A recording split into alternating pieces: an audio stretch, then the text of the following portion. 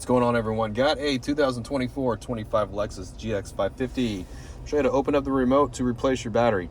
Right here on the left side, you see this button here that says push. We're going to push the top of it down, hold it down with our thumb, and then we're going to pull out the emergency hard key we have here. Then once you have this key out, if we look at the bottom, we're going to use a small flathead screwdriver, or you can even use the key if you want, but I like using a screwdriver. But you see this slot right here in the middle? We're going to put the screwdriver in here. We're going to give it a twist, all right, and that cracks the remote open. All right, this prevents you from damaging this nice fine remote.